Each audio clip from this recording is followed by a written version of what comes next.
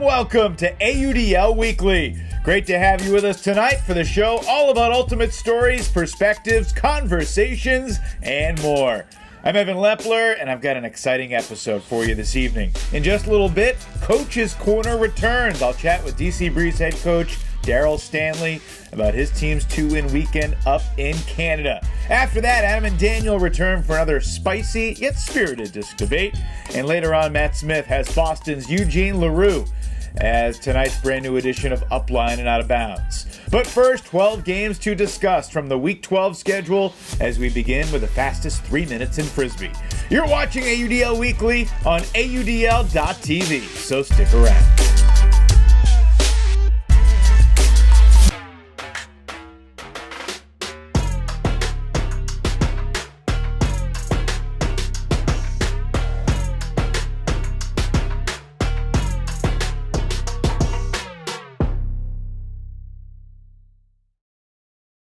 All right, welcome back.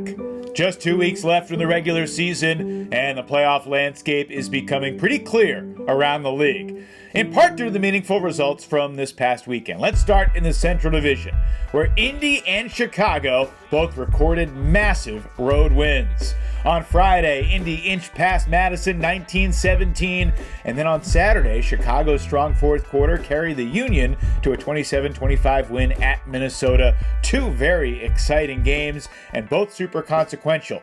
Very likely, the Central playoff picture will have Chicago number 1, Minnesota number 2, Indy number 3, and likely Madison on the outside looking in at number 4. Radicals still alive, but they need to beat Chicago a week from Friday and hope the AlleyCats lose to both Minnesota and Atlanta in their last 2 weeks. In the West, the Colorado Summit are no longer perfect, but they are the number 1 seed in the division heading into the playoffs. Summit suffering their first loss ever when they battled the San Diego Growlers on Friday. Growlers winning 23-20 behind big games from Travis Dunn, Sean McDougal, and Paul Lally. But the Summit wouldn't stay down for long. They bounced back and beat Los Angeles by 6, 27-21 on Saturday. Colorado earning a split on their SoCal road trip. They finished 5-1 on the road in their first season. They can get to 11-1 overall with a home win over struggling Portland a week from Saturday. Meanwhile, the Growlers need just 1 win or 1 Spiders loss to punch their playoff ticket too. Salt Lake Shred, though, likely the 2 seed in the West, in between Colorado and San Diego. Salt Lake now 8-2 after a come-from-behind 22-19 win at Oakland on Saturday night. Shred need just 1 more win to secure the 2 seed. They're home each of the next 2 Fridays against LA and Portland, respectively. Moving to the East, it was a memorable and magical weekend for the Philadelphia Phoenix as they clinched their first postseason berth since 2013 by beating Toronto on the road 25-23. Phoenix are 5-5 and headed to DC for the playoffs. But first, Philly has 2 more regular season home games. New York and Ottawa will be in town over the next couple of weeks. As for DC, the Breeze had a pretty good Week 12, sweeping a 2-game Canada trip for the first time in franchise history. They won 24-14 over Montreal on Friday, 24-17 over Ottawa on Saturday. Breeze are 8-2 with 2 games left at Boston this Saturday, home for Ottawa the following week. And in the South Division, the top 3 teams all took care of business against their overmatched opposition.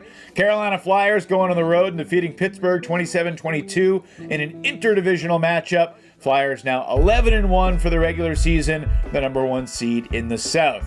Elsewhere, Austin moved to 5-0 this year against Dallas, winning 26-22 at home. Solar 8-3 and in second place in the South, while the Atlanta Hustle get the 26-17 road win at Tampa Bay, but the 6-4 Hustle still on the outside looking in of the condensed South Division race. All Austin has to do to clinch a playoff spot is beat winless Tampa at home a week from Friday. And speaking of being winless, here we go again. The Detroit Mechanix are now 0-60 in their last 60 games after Madison rolled them 25-18 on Saturday. 2 more chances this season for Detroit, but they might be double-digit underdogs in both those last 2 games at Chicago and at Minnesota on back-to-back days in Week 14. All right, let's talk with Daryl Stanley, the DC Breeze head coach, joins me next as we continue here on AUDL Weekly.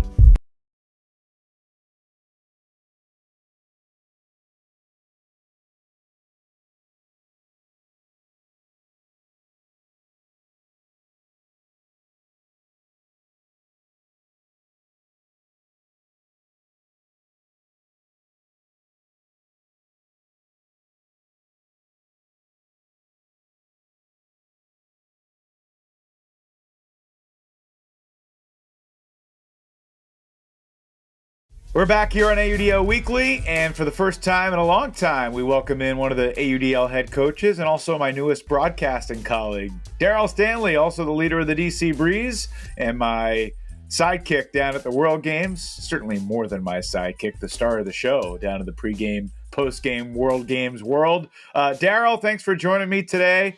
How's it feel being back home after a long stretch on the road? Pretty good. I slept a good 12, 13 hours in my bed. Every time I tried to get out, I kept going back in. I'm like, right, this is my bed, and I love it. It's for me. So the sleep was fantastic, and so was the ultimate.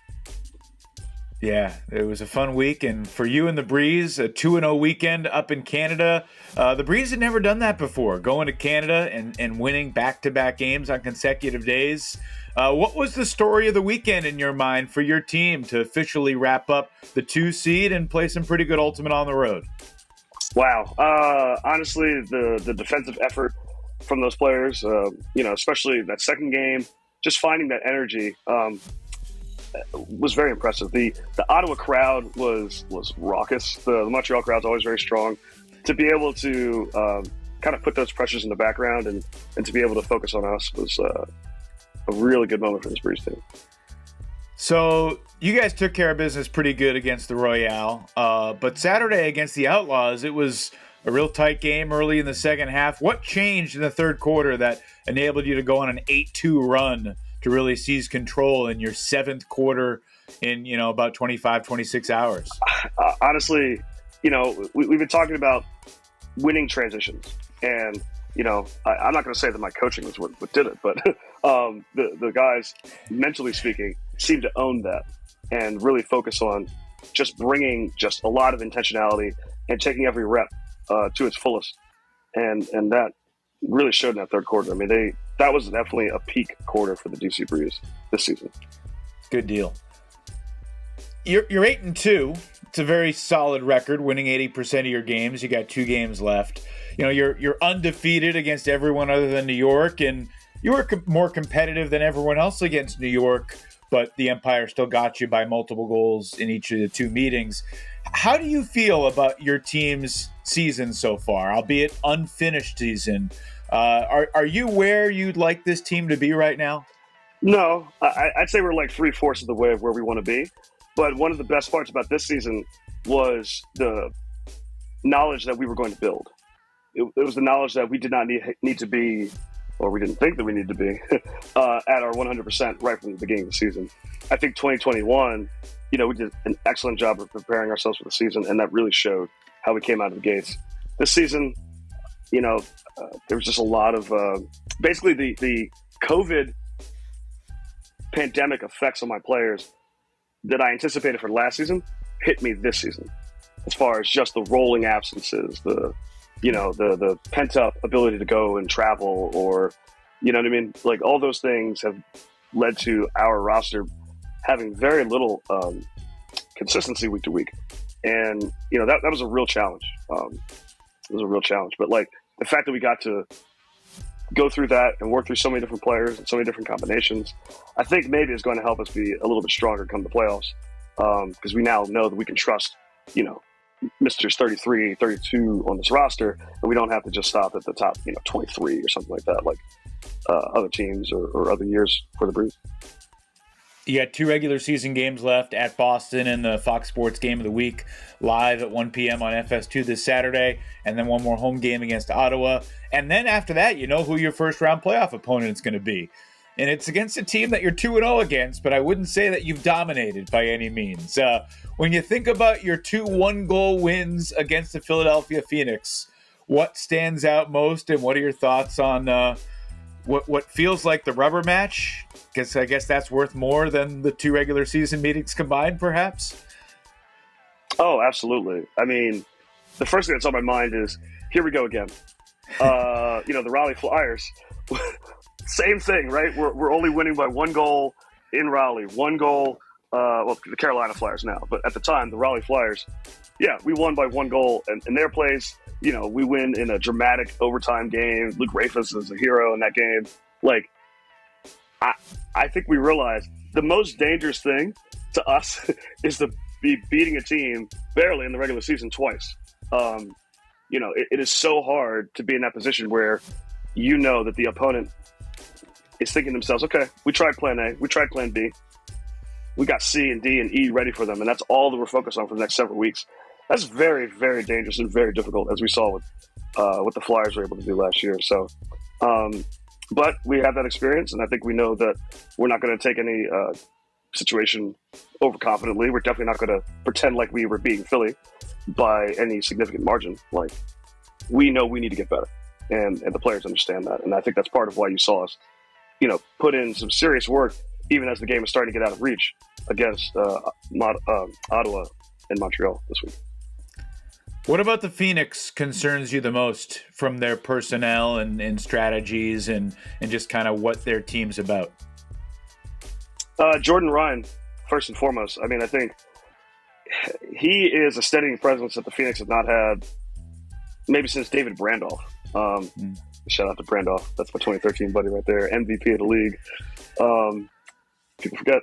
But, that kind of like clear center handler, I think, is just made their offense, even if it is still sometimes hot and cold or statistically maybe isn't like, it's not even that. Like, he brings consistency. He brings low turnover percentages. He brings hucks. Like, if you can't stop him, you can't stop the Phoenix. And in the second game, even with him coming off either a tight hamstring or tight quad, we couldn't stop him. And we're going to need to figure him out. Good deal. Well, that is coming up in a few weeks, really like a month from now.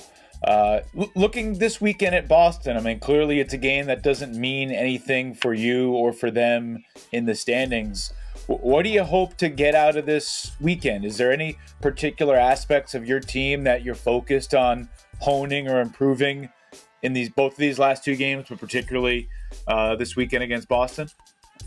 Yeah, Boston, their O-line could be a facsimile of New York in the sense that they, at their best, are bringing two bigs, right? They're bringing Tanner Johnson and Orion Cable.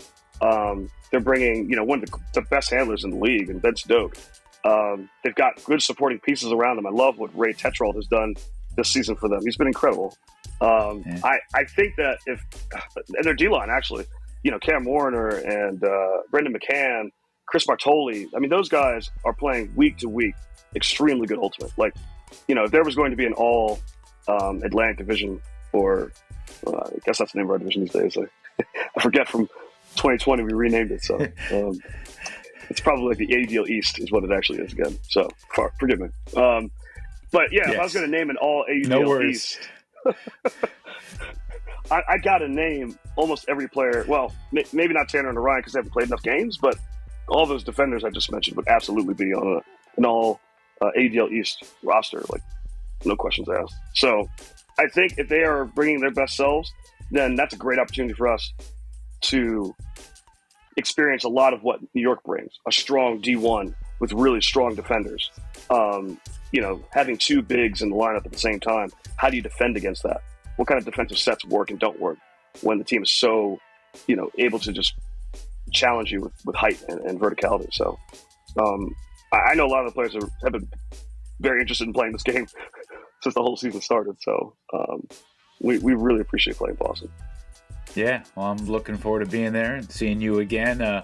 Real quick, you and I got to hang out a little bit down in Birmingham, Alabama last week, doing pregame, halftime, and postgame work at the World Games. And aside from coming onto our set at Championship Weekend last year, you hadn't done a whole lot of broadcasting in your life. So firstly, what was your thought kind of shifting over to our side, the less stressful side of the game, not nearly as stressful as coaching, I'm sure. So give me a thought about what the broadcasting experience was like, and also just kind of what your takeaways were from watching the World Games and seeing that level of competitive ultimate co-ed that up close and personal. Well, that was absolutely some of the greatest ultimate I've ever seen in person. I mean, probably the best. With no disrespect to the AGL Championship Weekend, those have been phenomenal. And being on the ground for those, you learn a lot and you see a lot. But there's something about the way these different nations just really focused on this. I mean, like Colombia, has a 5-year, 10-year continuity to their roster. You know, Australia is making sure that you can't be a foreign-based player and want to be on the Crocs. If that's the case, sorry, we love you, but you got to live here. The French did that too, right? They required their players who were in Montreal to come back home to France. Like, I really appreciated that level of long-term planning. It's something I've never experienced as a coach. You know, we're only optimizing for a season or, 3 months, 5 months, one game. So to just see teams like building up their nation's program just to get to this place, there's nothing like it in the world. It was absolutely amazing. Comparing that to coaching, I would say, it was fun that my coaching eye allowed me to bring, value to the people watching at home. I sometimes worried that our segments were, it was tough. Those halftime segments, we had to get a lot in very little time. So I was kind of worried that maybe I was leaving something on the table or didn't really hit the right points. But I just appreciated all the feedback that I got from my friends, from you guys, and definitely some of the fans that just say like, hey, this is what I like. This is what we didn't like. Like, it was really helpful. So I hope to do it again. Yeah, well, I don't think there's any question. You were the breakout star of the World Games. It wasn't Claire Trope or Lev Kovalchuk or Nico Mueller. It was Daryl Stanley on the broadcast. So, look, I know you don't want to be a broadcaster at championship weekend this year, so I'm not even going to offer a fallback plan right now. But, just know under the table there might be a fallback plan in terms of doing some pregame, halftime, postgame again like you did last year. But again, I know you have a secret plan to beat the New York Empire. Is that fair to say? Do you have a secret plan? Yeah, but I think if I told it wouldn't sound like all that fancy. I think people would be expecting something that it isn't. So we'll just put it like that.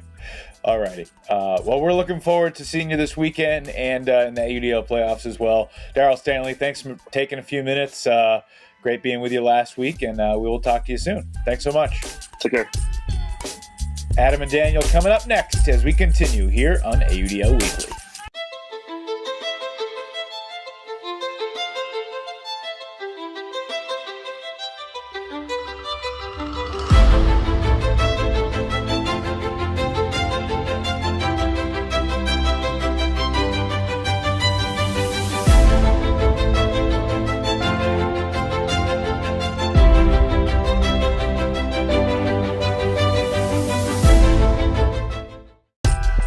We are back with Adam Ruffner and Daniel Cohen. Gentlemen, good to see you both. Thanks for being with us again this week. Let's dive right into toss-up. Daniel, let's start with you this week. They play this Friday night in Philly. We're not asking who you got. We're going to ask which center handler would you rather have? Toss-up between New York's Elliot Chartok or Philadelphia's Jordan Ryan. So I really like both of these guys' fits for their specific systems. I think Chartok is exactly who New York needs back there, like as that primary distributor who can take shots, but he's more looking to get the disc in the hands of more of the playmakers on that offensive line. Jordan Ryan, on the other hand, has brought this transformative ability to the Philly offense. Like last year, we saw a lot of Sean Mott in the backfield. This was before James Pollard was on the line, but Ryan's presence back there allows those guys to really succeed as throwing cutters, and his standstill huck ability is one of the best I've seen in the entire league. He's also good in motion too. He will get in position for power position a lot of the time and launch hucks off of that. So just from a pure throwing talent standpoint and what he's meant to this Philly offense, I got to take Jordan Ryan right now. Interesting. Adam? I agree. I really like Chartok's fit in the Empire system, but I'm also going to take Ryan. I think as far as a pure throwing talent this season, he's top 3 or top 4 in the league this year. I mean, you look at his deep hucking metrics right now. He went into week 12 with an 80% huck rate and was top 3 in the league in huck completions. He attempted 10 hucks in Toronto and connected on 6 of them, lowered his precision a little bit on the long ball, but he's still so proficient and just adds a complete dimension to their deep game that I don't think Philly has really ever had. And to also piggyback off of what Daniel was saying, he makes everyone around him better. Sean Mott is playing his best ultimate ever right now for Philly, and it's in that kind of complementary role alongside Ryan's long ball, where Mott gets to work this mid game that he is so proficient at. And you just see when Ryan is in the lineup, Philly looks like top 10, top 6 offense at times. And when he's not, they struggle to kind of put together the pieces to make it make sense again. So I'm going to have to go with Philly's QB1 this season, Jordan Ryan. He has been so impressive in his Phoenix debut. All right, you guys are both taking Ryan over Chat Talk. Real quick, spontaneous odds. Just give me a percentage. What % chance do you give the Phoenix to beat the Empire on Friday? Daniel? 30. I was going to go with 30. Really? Yeah. Wow, yeah. That's higher than I would have expected. Philly's battling right now for pride. I'd give him a 15% chance to beat the Empire. With as well as they've played DC recently, like, I don't know. They're looking good. In the words of Khalif El Salam, they're not playing DC this week. All right, let's move on to topic number 2. This is a little bit of a different question. Adam, you'll get the first crack at it. So here's the context. Jonathan Nethercutt leads the AUDL in total yards, completed hucks, and turnovers. His former college teammate, his protege, Matt Gushohannes, leads the AUDL in completion percentage among players with at least 330 completions, and he's dead last in receiving yards, negative 277 receiving yards. Both their teams have just one loss, so take this however you'd like. Which former UNC superstar, former college champ, has had the more distinctive season, Nethercutt or Gushohannes? Adam?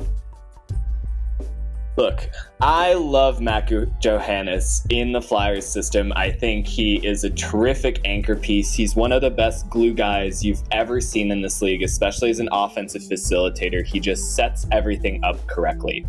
But he's not in the same galaxy as John Nethercutt this season as far as the kind of impressive feats he's doing. I mean, Jonathan Nethercutt just threw for over 1,300 yards in 2 games on the road. They were missing their other best star in Jay Frood for most of the road weekend when he went down with a hamstring injury on Friday, and it really didn't feel like the Summit offense missed much in the wake. Obviously, they had adjustments to do. They lost a tough game at San Diego, but Jonathan Nethercutt, I mean, just look at what he's doing. Go look at the highlights, please. Just go look at the highlights that he's doing this year. He's thrown, 12 different, almost full field standstill hucks. He's leading the league in yardage. He is arguably the MVP right now, playing for a 10-1 Colorado team. We went into the season saying that Nethercutt would be the perfect fit for this Colorado expansion team, and I think he's even exceeded our expectations. And this is a guy who won an MVP in 2017. I mean, he's just having a historic season for a player that we already expected so much from. So with all due respect to Matt Gushohannes, seriously, I've been whispering to people in back channels, should he be considered on an MVP shortlist for the way that he provides stability for the Flyers? But Nethercutt is just otherworldly right now. It's silly what he's doing with the disc as a thrower. All right, Daniel, what do you think? Well, I like this question. First, I like the comparison of former UNC champs. Very different play styles, about as different as possible. I'm taking distinctive to mean more rare, and I'm going to take Gushohannes in this. There has never been a player in AUDL history to have more than 400 completions in a season with only 4 throwaways. And I'm pretty sure Gushohannes is over 500 this year. His completion percentage did dip below that 99% mark, but it's because of drops. If you take away the drops from his receivers, Fairfax, waffling a couple, he is completing over 99% of his on-target throws. I just think Nethercutt, we've seen these big play throwers that have a lot of turnovers, also complete a lot of hucks. We saw it from Bobby Lay last year. Wait. No, hold on. You've seen a Jonathan Nethercutt before. We've seen this type of big thrower, high risk, high reward. Gushohannes, we've never seen this level of reliability from a reset handler. He's redefining the reset handler space. Okay, there's been Andrew with this Brown, negative receiving yards. There's been reset handlers before. I love Gucho Hannes. I love what he's doing. But let's they were never as reliable as he's been though. None of them were at his level. Brown seasons. Go look at some old Jonathan Mass. I have. Seasons. Okay. I have. None of them have as high a completion rating as Gucho Hannes. Redefining the reset handler space. Wow. I am delighted to create this friction between the two of you. I was wondering if this question might do it. Redefining the handler space. Redefining it. The reset handler position. All right, let's all take a deep breath. Redefining how we think about Hucks and the ability to attack downfield. That dude's just doing stuff we've seen before. Okay. Seen it before. Take it to swing pass, gentlemen. Take it to swing pass. We're short on time. Topic number 3. It's a rare 3-way toss-up. And Daniel, you get the first crack at it. Which likely number 3 seed has the best chance of winning a road playoff game? Philly at DC, Indy at Minnesota, or San Diego at Salt Lake? It's hard to pick against Philly right now with how they played DC in back-to-back meetings, but I still think I want to lean San Diego after they beat the unbeaten Colorado Summit this past weekend. They seem to be doing the thing that they tend to do most years, where they'll bring in a lot of offseason roster acquisitions, and then it just takes them a little bit longer to really gel as a unit, but they seem to be peaking at the right time. Whereas Salt Lake, I'm getting a little bit worried about them. I kind of favor San Diego a bit in that big game experience, in that playoff environment. Salt Lake has had some efficiency issues. They haven't looked as sharp as they did earlier this year, whereas San Diego, I think, is trending the right direction. So I'm going to take San Diego, but would not surprise me if Philly was able to win or Indy was able to pull off the upset as well. Yeah, Shred have won their last 2 games kind of despite some sloppy play with the disc, the efficiency that you talk about. Adam, what do you think? I'm going to have to unfortunately agree with this guy calling John Nethercutt not singular. I think that San Diego, given how they're playing, I think how San Diego is playing gives them the best shot on the road. I agree. I think how Salt Lake has been making mistakes, how they looked in Oakland this past weekend, has me a little bit worried. When they don't have their true top rotation starters, their depth is struggling right now a little bit in the West Division, and in their first playoff environment with the expectations of a home team, I just worry a little bit now with a Shred team that has to go up against the 2-time reigning championship weekend representing West Division champion Growlers. You know, the Growlers are kind of finding their stride. They're finding their mojo. Sean McDougall just played one of his best games in years on Friday night against the Summit and is really starting to connect with Travis Dunn as that potent 1-2 offensive combo we talked about heading into the season. And I just like, once again, where San Diego is kind of rounding into in this back half of the regular season. It feels like, once again, they're kind of almost becoming the San Antonio Spurs or something, where we want to forget about them in the beginning parts. We get pulled away in some other directions, but here are the Growlers winning some really big games in July and August, you know? It's what they've been building their reputation on. And I think we sometimes overrate experience or playoff experience, but in terms of experience, San Diego tilts the scale significantly compared to Salt Lake in terms of ultimate AUDL experience and, of course, playoff experience too. All right, topic number 4. So Cameron Brock is on pace to lead the league in goals again. Meanwhile, Jordan Kerr is 11 up on assists and very likely to be the assist king this year. So which would be the greater achievement, Adam? Cameron Brock leading the league in goals again in his 10th year in the league, or Salt Lake's Jordan Kerr becoming the assist king in 2022 for the Shred? I want to start off by eating some crow. I went into the season, I think, a little bit down on Jordan Kerr, and he has eliminated any kind of doubt in the kind of playmaker he's been in his first season with Salt Lake. I mean, he is completely deserving of what looks like to be a league leader assist crown in 2022. He's been phenomenal as a throwing finisher in the Salt Lake offense. But I mean, who among us can say that we saw Cameron Brock 8 years after he last led the league in goal scoring, coming back unretiring a season and a half ago and doing this, playing at the level that he's playing at, once again, just racking up goals in big games, looking uncoverable at times in this Indy offense. I'm going to have to go with Brock in this instance, just because we don't have an ability to look at anybody else 8 years in the past and say, what were they doing then? Like Brock. Like the simple longevity of his success, I think, is singular. And so I kind of expect Kerr to be playing at this level this year, next year, and probably for the next 5 or so seasons. Whereas Brock, it's just, it's amazing. You just got to take note of what he's doing right now. It's the greatest scorer continuing to do his thing. I think Jordan Kerr was a high school sophomore 8 years ago, in case you're wondering. Daniel, who you got? So I too need to eat crow a bit on my preseason prediction of Cam Brock's goal scoring total. I don't remember what the exact mark was, but I think I had him under 40 goals 38. this season. I think he chose like 37 or 38 at the time. 38, yeah.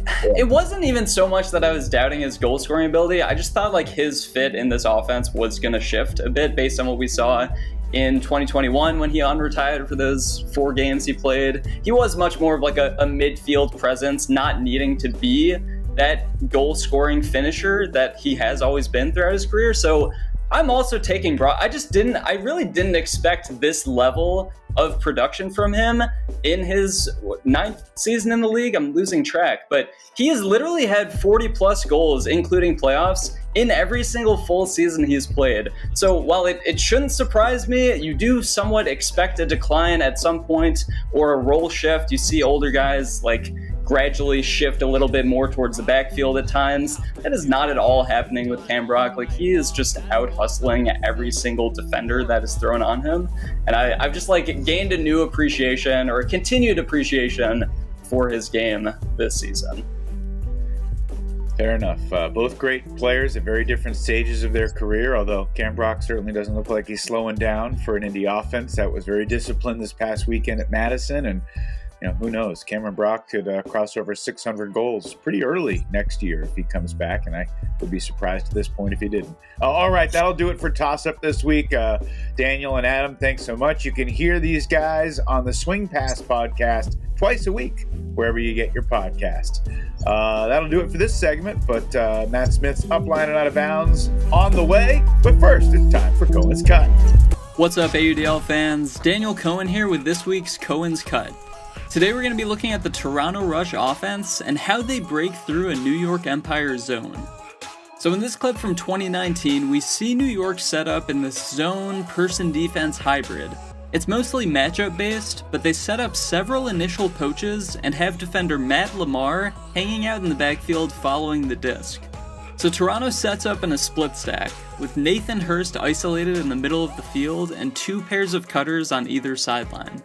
Recognizing the deep poach by Ryan Drost, you'll see very early both Hurst and Cam Harris on the near side call out an open Barrett watchholds to get an uncovered swing pass. This initial throw forces Drost to abandon his deep zone and set a mark on the thrower. Now on the other side of the field, Jeff Babbitt, who's also poaching deep at the beginning, is forced to come up and guard Wilkie Lewis, who cuts horizontally across the field when play begins. Now as Lewis clears out of the middle of the field, this opens up a timely cut by Cam Harris to keep the disc off the sideline. What this cut also does is it further brings the New York defense into the backfield, where they now have 4 defenders. So when Harris gets the disc, watch handler Luke Kamier release from the backfield to attack the wide open intermediate space. Now downfield, Babbitt and Ben Katz have Wilkie Lewis bracketed, preventing any immediate continuation on the near side of the field. Taking advantage of this, watch as cutter Akifumi Muraoka, who was previously guarded by Katz, comes back in on the far side of the field. Now this is great vision from Kamier to recognize his open teammate all the way across the field and quickly get a flick off before New York is able to set a double team. With Toronto reversing the field and Lewis running ahead of Babbitt, he's now able to cut back to the far side of the field to give his thrower an open look into the end zone. Meanwhile, Thompson McKnight has been following the throw from the handler set. The crossfield flick gives him a perfect opportunity to get a quick dish from Muraoka and hit an open Wilkie Lewis in the end zone. Toronto breaks this zone by forcing the defense into uncomfortable spots and moving the disc quickly to efficiently attack space. Thanks for watching. Hope you'll join me next time for another Cohen's Cut.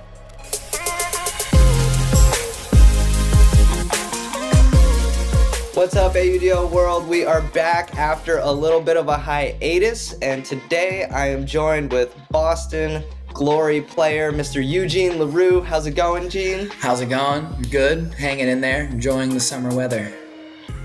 Glad to hear it. And I'm excited for the audience to get to know you a little bit, so we're going to hop right into it.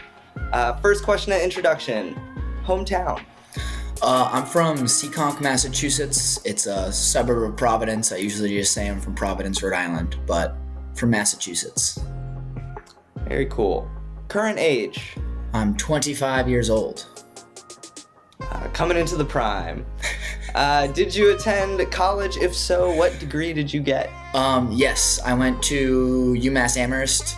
I got a bachelor's in civil and environmental engineering. Took the 5-year track. Hey, that's awesome to hear. Are you using it now? What is your current occupation? Yes, I'm using it now. I'm a civil engineer. I do site design for a lot of high schools in the area, public safety complexes, a lot of medical facilities and stuff the last couple of years. So, yeah. That's very cool. Very cool. All right, we're going to move on to the ultimate side of things. So next question here is position on the field. Well, the Glory spreadsheet says I am a cutter, but hybrid. I definitely have gotten a lot of good handling opportunities this year and some good cutting opportunities. So I'd like to say hybrid. All right, I'm sure we'll find some highlights to back you up there. Why don't you fill the audience in on your ultimate origin story? I was probably early high school, maybe freshman, sophomore year. Me and my friends were bored one day and we said, let's try something new. So we had a Frisbee, we started tossing. Thought it was entertaining, so we learned how to throw. Started to do a summer league around here. It's kind of like a pickup league. And then got to college and decided to try out for the UMass Zoodisc squad. And made the team freshman year. Was incredible, and it's all I've been doing ever since. All right, so from high school tossing around with your buddies, now all the way to the pros. Last question here, your favorite AUDL moment so far? I feel like an easy one would be debut. Like, your first pro game is always huge. Our first pro game was the Glory in Pittsburgh. Against the Thunderbirds. That was so much fun, riding the bus out there with all the guys, getting food. Me and my roommate, and now actually Alex Donadille also plays on Glory. We were eating a rotisserie chicken as all the Pittsburgh players showed up. We were just sitting there having a great time, and tremendous game. I loved the energy. I loved the speed. Had some big hucks in that game, I remember, and that was a ton of fun. Yeah, I remember that, watching the Glory kickoff, and yeah, y'all gave it to him, and you never forget that first win and driving with your friends and all of that, so that's awesome to hear. Awesome to hear. All right, well, now that the audience knows you a little better, we're going to jump into today's game, which is a classic here, fill in the blanks. Pretty simple game. I'm going to give you some sentences with a blank in it. You tell me what goes in the blank and give me a few reasons why. So, first question here. Blank is the best of the Pitch Perfect movie series. Which one? 1, 2, or 3? I'm going to say 1. It's the classic. It's the one that gets everybody into it. I loved all of them. They were all electric. But the first one, the riff off in the pool, the first time I ever saw anything like that, thought it was awesome, hilarious, character introduction, priceless characters. It was a wonderful movie. All right. So the first one, the classic, go check it out, audience, if you haven't. Moving on here. I know you're currently coaching for the Browns women's team. The most rewarding part of coaching College Ultimate is blank. Can I say, like, the smiles? Like, I love, like, going to practicing for 3 months in the snow here in Providence, the wind and the rain. It's kind of miserable. We're only outside. We have no indoor space. And seeing the players come off the field after like that first big bid, or they've been working all winter on getting up higher on the jumps and they get it. And I go ballistic. I broke a couple clipboards. I threw stuff. It was great. It was tremendous. Yeah, that's great to hear. There is something about that college energy that is just unmatched. So smiles. I like that. I like that as an answer. All right, I got 2 more here. One, if you're visiting Rhode Island for vacation, you should definitely blank and blank. What are the things to do? What should we go see? Do the Newport Cliff Walk.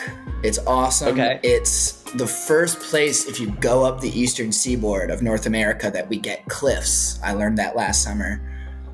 They're like some like big 50 to 100 foot cliffs, and then there's just huge mansions that were built there in like the 1800s. They're just compounds. They're huge, beautiful, like architecture and everything. So do the Newport Cliff Walk. Okay. And get Dell's lemonade, frozen lemonade, perfect summer treat. All right, that sounds like a day. I like that. I like that as a day in Rhode Island. See the cliffs, get some lemonade. All right, we got one last question here. So this is for you. If I'm not playing Ultimate, you'll most likely find me blank. What are you doing when you're not on the field? When I'm not on the field, I'm usually resting. I'm taking it easy.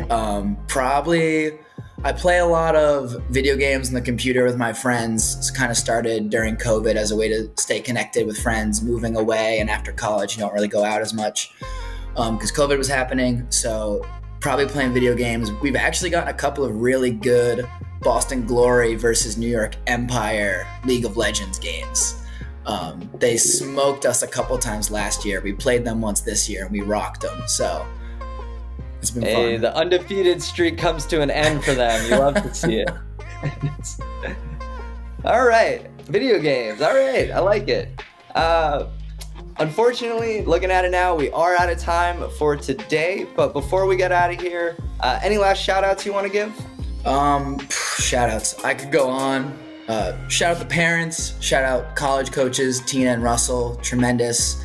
All my Glory boys, everybody on Glory, and Darkwing, Club Team Darkwing. I know you're an alumni of Darkwing. Shout out Darkwing, and all my Nutsy campers this last week. I just got back yesterday from Nutsy. Loved hanging out with all the kids. It was great. Yeah. All right. Lots to love there. But for now, I will say I am looking forward to watching you and the Glory compete in the upcoming Game of the Week on FS2. But for now, back to Evan.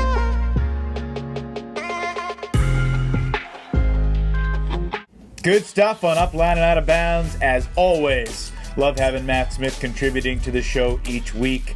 And great to hear from Boston's Eugene LaRue as we get set to head back to Boston for the Breeze Glory matchup this Saturday.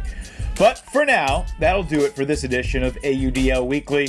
Big time thanks go out to everyone involved, including Adam Ruffner, Daniel Cohen, Daryl Stanley, Matt Smith, Gene LaRue, and of course our editor extraordinaire, Luke Johnson. We are coming down the stretch of the 2022 regular season, and I am so looking forward to the playoffs. I truly believe the upcoming 11-team playoff bracket has so many teams that'll be capable of making an impact and surprising us all, even if the New York Empire are understandably considered a sizable favorite. Anyway, I'm Evan Lepler. Thanks so much for checking out the show tonight. Enjoy all the Ultimate this weekend, and I'll talk to you right back here next Wednesday.